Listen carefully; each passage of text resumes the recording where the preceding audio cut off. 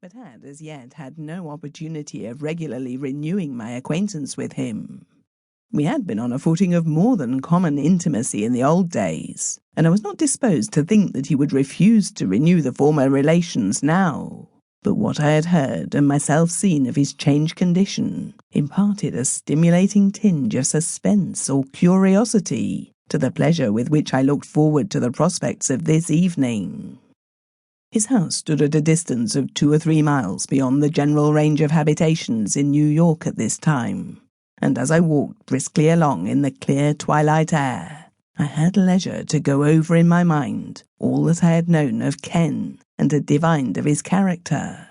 After all, had there not always been something in his nature, deep down and held in abeyance by the activity of his animal spirits, but something strange and separate, and capable of developing under suitable conditions into what? As I asked myself this question, I arrived at his door, and it was with a feeling of relief that I felt the next moment the cordial grasp of his hand, and his voice bidding me welcome, in a tone that indicated unaffected gratification at my presence. He drew me at once into the studio, relieved me of my hat and cane, and then put his hand on my shoulder. "I am glad to see you," he repeated, with singular earnestness. "Glad to see you and to feel you, and tonight of all nights in the year." "Why tonight especially?" "Oh, never mind. It's just as well, too, you didn't let me know beforehand you were coming. The unreadiness is all, to paraphrase the poet. Now, with you to help me, I can drink a glass of whiskey and water, and take a big draw of the pipe. This would have been a grim night for me if I'd been left to myself. In such a lap of luxury as this, too," said I, looking round at the glowing fireplace, the low, luxurious chairs, and all the rich and sumptuous fittings of the room. "I should have thought a condemned murderer might make himself comfortable here." "Perhaps, but that's not exactly my category at present. But have you forgotten what night this is? This is November Eve, when, as tradition asserts, the dead arise and walk about, and fairies, goblins, and spiritual beings of all kinds have more freedom and power than on any other day of the year. One can see you've never been in Ireland. I wasn't aware till now that you had been there either." "Yes, I have been in Ireland. Yes." He paused, sighed, and fell into a reverie, from which, however, he soon roused himself by an effort, and went to a cabinet in the corner of the room for the liquor and tobacco.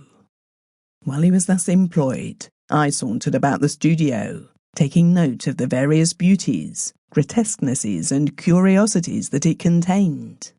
Many things were there to repay study and arouse admiration, for Ken was a good collector, having excellent taste, as well as the means to back it.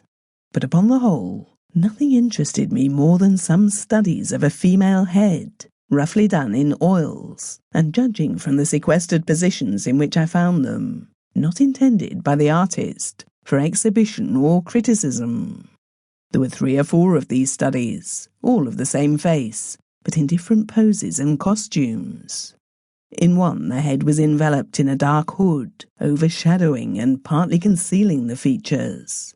In another, she seemed to be peering duskily through a latticed casement, lit by a faint moonlight. A third showed her splendidly attired in evening costume, with jewels in her hair and ears, and sparkling on her snowy bosom. The expressions were as various as the poses. Now it was demure penetration, now a subtle inviting glance, now burning passion, and again a look of elvish and elusive mockery. In whatever phase, the countenance possessed a singular and poignant fascination, not of beauty merely, though it was very striking, but of character and quality likewise. "Did you find this model abroad?" I inquired at length. "She has evidently inspired you, and I don't wonder at it." Ken, who had been mixing the punch and had not noticed my movements, now looked up and said, "I didn't mean those to be seen. They don't satisfy me, and I'm going to destroy them." But I couldn't rest till I'd made some attempt.